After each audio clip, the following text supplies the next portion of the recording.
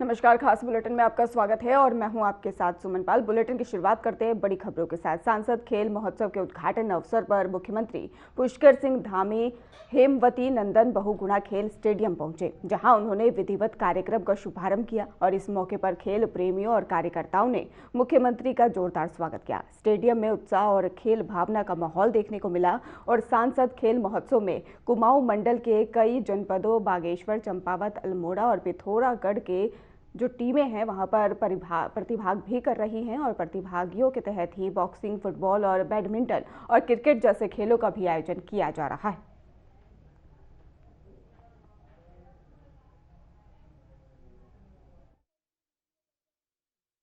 प्रधानमंत्री जी की प्रेरणा से फिट युवा फॉर विकसित भारत की थीम पर आयोजित हो रहा ये सांसद खेल महोत्सव केवल एक सामान्य खेल प्रतियोगिता नहीं है, बल्कि देश में खेल संस्कृति को बढ़ावा देने का एक महाअभियान है, जिसका आज यहाँ पर शुभारंभ हुआ है। ये खेल महोत्सव जहाँ एक और हमारे गांव-गांव में छिपी हुई खेल प्रतिभाओं को खोजकर उन्हें राष्ट्रीय और अंतर्राष्ट्रीय स्तर तक पहुंचाने के लिए एक सशक्त मंच प्रदान करेगा, वहीं हमारी युवा शक्ति में अनुशासन, आत्मविश्वास, टीम भावना और संघर्षशीलता जैसे गुणों को विकसित करने का भी बहुत प्रभावी माध्यम बनेगा। इसके साथ साथ ये युवाओं को स्वस्थ जीवन शैली अपनाने के लिए भी प्रेरित करते हुए उन्हें नशे जैसी कृतियों से दूर रखकर एक स्वस्थ, सशक्त और नशा मुक्त समाज के निर्माण की दिशा में भी बहुत महत्वपूर्ण भूमिका निभाएगा। यही नहीं, इस प्रतियोगिता के माध्यम से हमारे स्थानीय पारंपरिक और लोक खेलों को भी प्रोत्साहित किया जाएगा। भाइयों बहनों, आदरणीय प्रधानमंत्री श्री नरेंद्र मोदी जी ने खेलो इंडिया और फिट इंडिया जैसे मूवमेंट इसके माध्यम से देश में खेल संस्कृति को उनके माध्यम से लगातार निरंतर प्रोत्साहित करने का काम किया जा रहा है। आज आदरणीय प्रधानमंत्री जी के कुशल नेतृत्व में भारत खेलों के क्षेत्र में भी नई ऊंचाइयों को छू रहा है और वैश्विक मंच पर एक विशिष्ट स्थान बना रहा है। आज दुनिया का कोई ऐसा खेल का मैदान नहीं है जहां भारत के खिलाड़ी जोश और उत्साह से न खेलते हो, भारत का तिरंगा शान से अपने खेलों के माध्यम से न लहराते हो। उनके मार्गदर्शन में आज प्रदेश के अंदर भी हमारी सरकार खेल संस्कृति को बढ़ावा देने और पुरुषों के साथ साथ हमारी महिला खिलाड़ियों को भी समान अवसर देने, प्रतिभाओं का प्रोत्साहन, सुविधाएं प्रदान करने के लिए, उनको आगे बढ़ने के लिए निरंतर प्रयास कर रही है। इसी का परिणाम है कि आज सांसद खेल महोत्सव में भी बड़ी संख्या में हमारी बेटियां, हमारी खिलाड़ी, महिला खिलाड़ी भी भाग ले। बीजेपी प्रदेश महामंत्री कुंदन परिहार ने दिसंबर माह के पार्टी कार्यक्रमों की जानकारी दी। उन्होंने बताया कि 25 दिसंबर को अटल बिहारी वाजपेयी की जन्म शताब्दी पर ही जिलों में कार्यशालाएं और कवि सम्मेलन आयोजित होंगे। 24 दिसंबर को दीप उत्सव मनाया जाएगा, जबकि 26 दिसंबर को वीर बाल दिवस का आयोजन किया जाएगा। उन्होंने कहा है कि वीर बाल दिवस गुरु गोविंद सिंह के पुत्रों जोरावर सिंह और इसके साथ ही फतेह सिंह की शहादत को समर्पित है और जिनके बलिदान को सम्मान देने के लिए ये दिवस मनाया जाता है।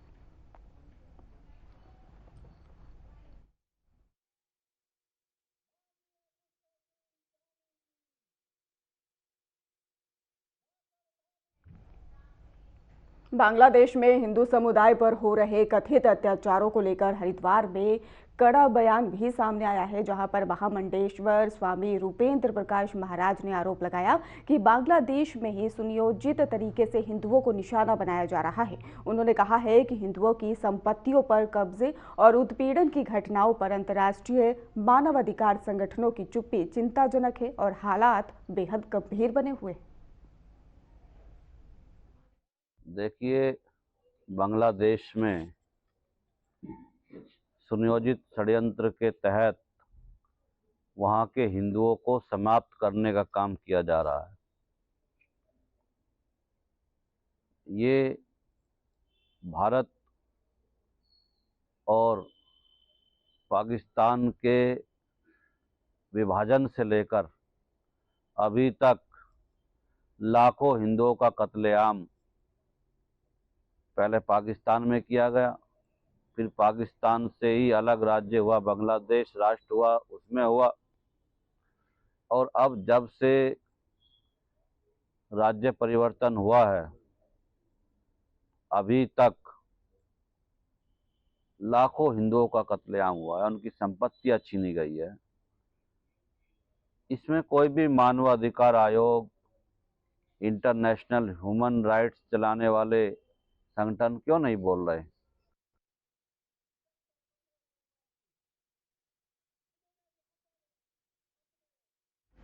किच्चा के हरसिद्धनाथ मंदिर में श्रद्धालुओं ने हरे राम पाठ के साथ प्रेस वार्ता कर दिल्ली में एमसीडी और डीडीए की कार्रवाई का विरोध किया। श्रद्धालुओं ने आरोप लगाया है कि दिल्ली में मौजूद दरगाह बाबा श्री रतननाथ जी मंदिर परिसर की भूमि को अतिक्रमण बताकर खाली कराया गया है। उन्होंने केंद्र और दिल्ली सरकार से हस्तक्षेप की मांग की है।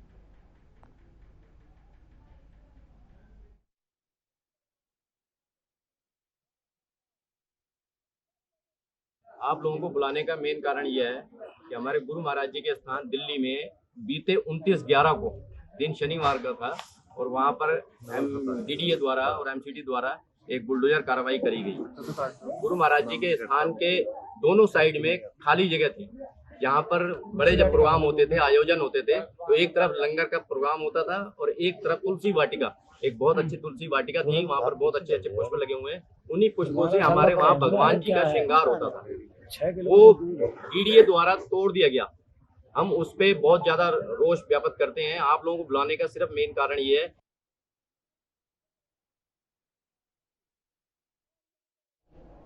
गोवा के एक रिसोर्ट में हुए भीषण अग्निकांड में मारे गए उत्तराखंड के ही लोगों के परिजनों से मिलने कांग्रेस प्रदेश अध्यक्ष गणेश गोदियाल छानी गांव पहुंचे और जहां पर हादसे में 25 लोगों की मौत हुई थी और जिनमें उत्तराखंड के 9 निवासी शामिल थे। उन्होंने पीड़ित परिवार को सांत्वना दी है और इसके साथ ही मुख्यमंत्री से मृतकों के परिजनों को एक मुश्त राहत राशि और इसके साथ ही रोजगार से जोड़ने की भी मांग की है। गोवा के एक रिजॉर्ट में हुए अग्निकांड में 25 लोगों की जानें गई। उसमें से 9 लोग उत्तराखंड से थे। उन 9 लोगों में 5 लोग कर्मचारी थे, उस रिजॉर्ट में काम करने वाले कर्मचारी थे, और 4 लोग उत्तराखंड मूल के दिल्ली में रहने वाले लोग पर्यटक के रूप में वहां गए थे। उसमें से एक बालक जिसका नाम सुमित नेगी और विकासखंड पावो के छानी गांव का रहने वाला था, वो भी शामिल था। और मैं आज उस बालक के गांव में आ रखा हूँ। मेरे बगल में ये उसके पिताजी बैठे हुए हैं, श्री गजेंद्र सिंह जी, और एक ही बेटा था और वो बेटा दुर्भाग्य से काल कलवित हो गया। लेकिन मैं उत्तराखंड सरकार से, खास करके माननीय मुख्यमंत्री पुष्कर सिंह धामी से एक निवेदन करना चाहता हूँ। कोई राजनीति की बात नहीं है। इस उम्र में, 29 साल की उम्र में जो बालक हम सब से विदा हो गया, और अन्य भी हमारे जो उत्तराखंड के साथी हैं बहुत कम उम्र के हैं जो काम करने वहाँ गए थे, और वो हमसे सब उनका जीवन समाप्त हो चुका। उनके घरों में रुड़की के मोहल्ला सोत से वर्ल्ड बैंक कॉलोनी रोड पर ही लेकर चला आ रहा वर्षों पुराना विवाद प्रशासन की दखल से सुलझता नजर आ रहा है। आपको बता दें कि सड़क चौड़ीकरण को लेकर ही बने तनाव के बीच में तहसीलदार विकास अवस्थी के नेतृत्व में प्रशासनिक टीम मौके पर पहुंची और पैमाइश कर ही चूना मार्किंग की गई है और प्रशासन की इस कार्रवाई से स्थानीय लोगों में संतोष देखा गया है। विवाद शांत होता नजर आया। अधिकारियों ने भरोसा दिलाया कि सड़क चौड़ीकरण का ही कार्य जो है निष्पक्ष तरीके से किया जाएगा, जिससे कि क्षेत्रवासियों को जल्द ही राहत मिलने की उम्मीद है। ये विवाद था जिसमें हमने आज यहाँ पे पहुँचे हैं और हमने इसकी थोड़ा डिमार्केशन करी है हमने। तो जितना यहाँ पे रोड बनाने के लिए फिजिबल है तो उतनी हम यहाँ पे चूना मार्किंग कर रहे हैं, उस पर रोड बनाएंगे और वो दीवार जो है वो उतना पीछे खिसक जाएगी। 4 साल हो गए हमें। 4 साल से हम संघर्ष कर रहे थे कि किसी तरह से ये सड़क चौड़ी हो जाए। हमारे यहाँ लगभग 20-25 हज़ार की आबादी और बच्चे बुजुर्ग सभी परेशान थे। लेकिन आज शुक्र है ऊपर वाले का, और मैं डीएम साहब का और क्या नाम है एसडीएम साहब का, तहसीलदार साहब का, इन सभी का बहुत शुक्रगुजार है। और इसमें जो है मान लो हमें सभी ने सपोर्ट करी, हमें विधायक जी ने भी बहुत सपोर्ट करी इसमें हमें, और भाई उन्हीं का आभार भी। और हमें उमेश विधायक जी ने भी बहुत सपोर्ट करी, चरप जैन जी ने भी सपोर्ट करी, और उन सबके सहयोग से और इन मोहल्ले वालों के सहयोग से आज ये काम हो पाया। उत्तराखंड विधानसभा अध्यक्ष रितु खंडूड़ी ने ही नई दिल्ली में केंद्रीय रक्षा मंत्री राजनाथ सिंह से शिष्टाचार भेंट की। इस दौरान ही उन्होंने उत्तराखंड के विश्वविख्यात लोकनाट्य और इसके साथ ही रामायण पर आधारित पुस्तक का भेंट कर इसके सांस्कृतिक महत्व पर चर्चा की। रक्षा मंत्री ने मेजर जनरल सेवानिवृत्त भुवन चंद्र खंडूड़ी का ही कुशल क्षेम जाना और इसके साथ ही देहरादून आने की इच्छा भी जताई। साथ ही आपको बता दें कि विधानसभा अध्यक्ष ने ही कोटद्वार की सैन्य और भौगोलिक विशेषताओं की जानकारी देते हुए रक्षा मंत्री को कोटद्वार आने का आमंत्रण दिया।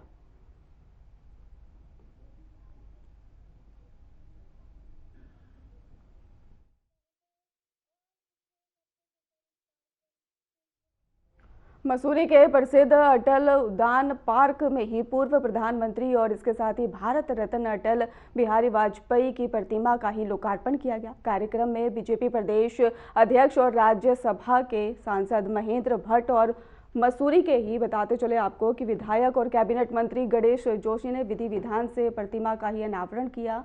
और इस अवसर पर ही महेंद्र भट्ट ने कहा है कि अटल बिहारी वाजपेयी उत्तराखंड वासियों के दिलों में बसे हैं और उनके योगदान से ही उत्तराखंड राज्य का गठन संभव हो सका। प्रतिमा स्थापना से ही क्षेत्रवासियों में उत्साह देखा गया है।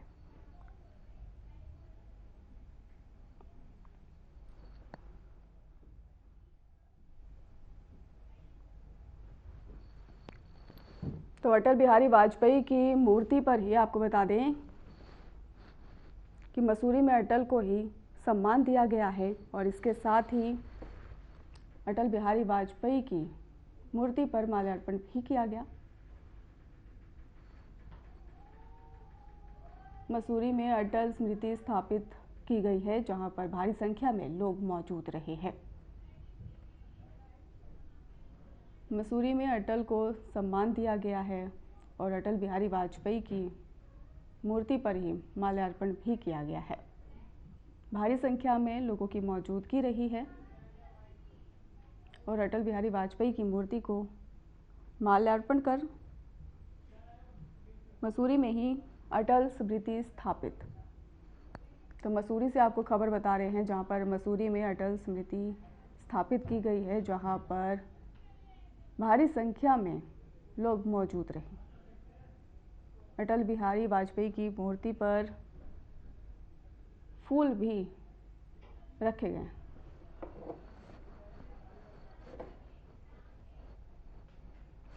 अल्मोड़ा में जन जन की सरकार जन जन के द्वार अभियान के तहत प्रशासन गांव की ओर बहुउद्देशीय शिविर का ही आयोजन किया गया। वहीं इस कार्यक्रम में मुख्यमंत्री पुष्कर सिंह धामी क्या कुछ कह रहे हैं, आइए सुनाते हैं।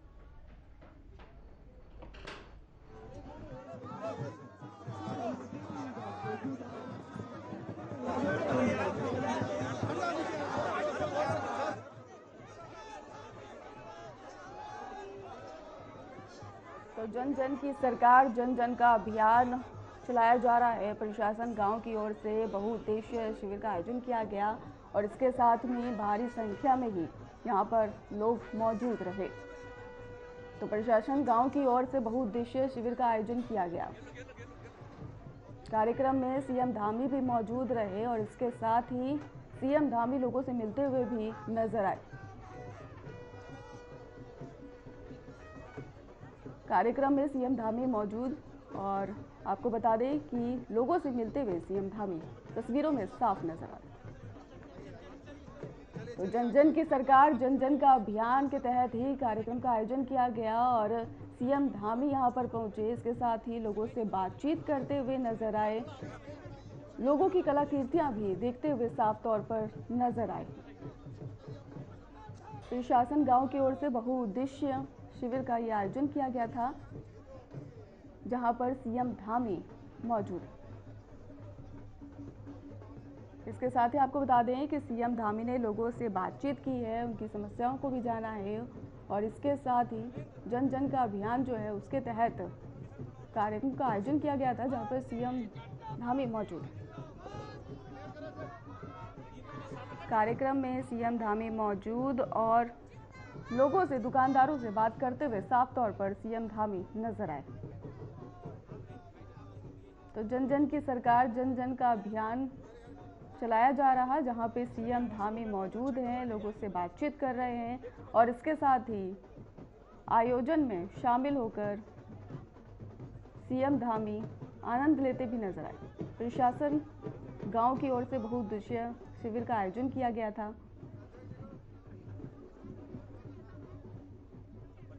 जहां पर सीएम धामी लोगों से बात करते, महिलाएं आपको तस्वीरें में देख रहे हैं किस तरीके से बातचीत करते नजर आए और इसके साथ ही जो लुत्फ है खाने का वो भी लेते हुए नजर आए हैं। तो जन जन की सरकार, जन जन का अभियान चलाया गया, जहां पर सीएम धामी मौजूद रहे, लोगों से बातचीत करते नजर आए। लोगों के चेहरों पर खुशी साफ तौर पर नजर आई है। लोगों में काफी ज्यादा उत्साह आयोजन को लेकर देखने को मिला है। तो कार्यक्रम में सीएम धामी मौजूद हैं, लोगों में उत्साह काफी ज्यादा नजर आ रहा है। लोग उत्साहित है, सीएम धामी से मिलकर उनकी जो मुस्कुराहट है वो साफ तौर पर देखी जा रही है। वहीं इसके साथ ही सीएम धामी भी आयोजन में शामिल होकर सभी से बात करते नजर आए।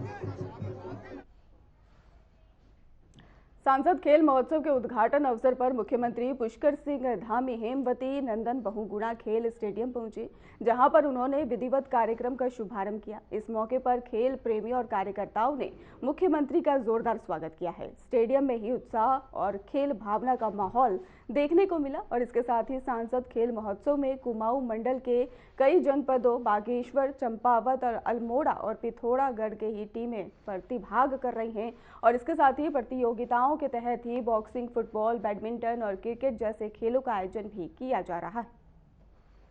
क्षमता रखती है, यदि इस ऊर्जा को सही दिशा में, सही प्रकार से उसका मार्गदर्शन किया जाए तो हमारा देश न केवल एक आर्थिक शक्ति के, महाशक्ति के रूप में उभरेगा, बल्कि आने वाले समय में पुनः विश्व गुरु के रूप में भारत फिर से स्थापित होगा। यही कारण है कि आज आदरणीय प्रधानमंत्री जी के कर्मशील नेतृत्व में युवा शक्ति को राष्ट्र शक्ति मानकर विकसित और आत्मनिर्भर भारत के निर्माण की दिशा में तेजी से कार्य किया जा रहा है। आदरणीय प्रधानमंत्री जी की प्रेरणा से फिट युवा फॉर विकसित भारत की थीम पर आयोजित हो रहा ये सांसद खेल महोत्सव केवल एक सामान्य खेल प्रतियोगिता नहीं है, बल्कि देश में खेल संस्कृति को बढ़ावा देने का एक महाअभियान है, जिसका आज यहाँ पर शुभारंभ हुआ है।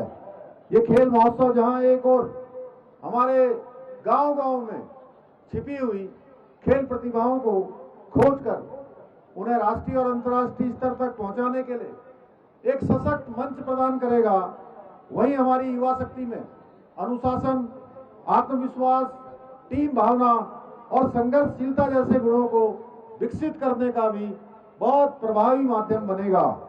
इसके साथ साथ ये युवाओं को स्वस्थ जीवन शैली अपनाने के लिए भी प्रेरित करते हुए उन्हें नशे जैसी कृतियों से दूर रखकर एक स्वस्थ, सशक्त और नशा मुक्त समाज के निर्माण की दिशा में भी बहुत महत्वपूर्ण भूमिका निभाएगा।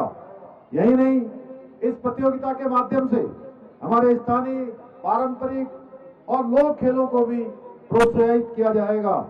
भाइयों बहनों, आदरणीय प्रधानमंत्री श्री नरेंद्र मोदी जी ने खेलो इंडिया और फिट इंडिया जैसे मूवमेंट, इसके माध्यम से देश में खेल संस्कृति को उनके माध्यम से लगातार निरंतर प्रोत्साहित करने का काम किया जा रहा है। आज आदरणीय प्रधानमंत्री जी के कुशल नेतृत्व में भारत खेलों के क्षेत्र में भी नई ऊंचाइयों को छू रहा है और वैश्विक मंच पर एक विशिष्ट स्थान बना रहा है। आज दुनिया का कोई ऐसा खेल का मैदान नहीं है जहां भारत के खिलाड़ी जोश और उत्साह से न खेलते हो, भारत का तिरंगा शान से अपने खेलों के माध्यम से न लहराते हो। उनके मार्गदर्शन में आज प्रदेश के अंदर भी हमारी सरकार खेल संस्कृति को बढ़ावा देने और पुरुषों के साथ साथ हमारी महिला खिलाड़ियों को भी समान अवसर देने, प्रतिभाओं का प्रोत्साहन, सुविधाएं प्रदान करने के लिए, उनको आगे बढ़ने के लिए निरंतर प्रयास कर रही है। इसी का परिणाम है कि आज सांसद खेल महोत्सव में भी बड़ी संख्या में हमारी बेटियां, हमारी खिलाड़ी, महिला खिलाड़ी भी भाग ले रही हैं। भाइयों बहनों, इस वर्ष के प्रारंभ में हमारे राज्य के अंदर 38वें राष्ट्रीय खेलों का आयोजन सफल एवं भव्य हुआ था और इस आयोजन ने देवभूमि को खेल भूमि के रूप में भी स्थापित करने का कार्य किया। इस बार के राष्ट्रीय खेलों में हमारे खिलाड़ियों ने 103 पदक जीतकर एक नया इतिहास बनाने का काम किया। आज उत्तराखंड में विश्व स्तरीय इंफ्रास्ट्रक्चर स्पोर्ट्स के क्षेत्र में बनाया जा रहा है, जिसमें देश के प्रमुख राज्यों में, जिसके कारण से हमारा नाम देश के उन प्रमुख राज्यों में आने लगा है। अब हमारे प्रदेश में राष्ट्रीय नहीं बल्कि पिछले दिनों अंतर्राष्ट्रीय स्तर की प्रतियोगिताओं का आयोजन भी होने लग गया है। भाइयों बहनों, हमारी सरकार उत्तराखंड को खेल भूमि के रूप में स्थापित करने के उद्देश्य से राज्य में शीघ्र ही एक स्पोर्ट्स लीगेसी प्लान बना रही है, उसको लागू करने जा रही है, जिसमें राज्य के प्रमुख 8 शहरों में 23 खेल अकादमियों की स्थापना की जाएगी और इन अकादमियों के माध्यम से जहां 920 विश्व स्तरीय एथलीट, 1000 अन्य खिलाड़ी उच्च स्तर का प्रशिक्षण प्राप्त कर सकेंगे। इतना ही नहीं, हमारी सरकार हल्द्वानी में उत्तराखंड का पहला खेल विश्वविद्यालय एवं लोहाघाट में पहला महिला स्पोर्ट्स कॉलेज स्थापित करने की दिशा में भी तेजी से काम कर रही है। भाइयों बहनों, प्रदेश में खेलों के समग्र विकास और खिलाड़ियों को प्रोत्साहित करने के उद्देश्य से हमने प्रदेश के अंदर नई खेल नीति लागू की है, जिसके अंतर्गत राष्ट्रीय और अंतर्राष्ट्रीय स्तर पर पदक प्राप्त करने वाले खिलाड़ियों को आउट ऑफ टर्म सरकारी नौकरी प्रदान किए जाने का प्रावधान कर दिया गया है। इसके साथ ही हमारी सरकार के द्वारा खिलाड़ियों के प्रोत्साहन के लिए मुख्यमंत्री खेल विकास निधि, मुख्यमंत्री खिलाड़ी प्रोत्साहन योजना, मुख्यमंत्री उदयमान खिलाड़ी योजना तथा खेल किट योजना जैसे कार्यक्रमों के माध्यम से हमारे युवा खिलाड़ियों को प्रोत्साहित करने का निरंतर प्रयास किया जा रहा है।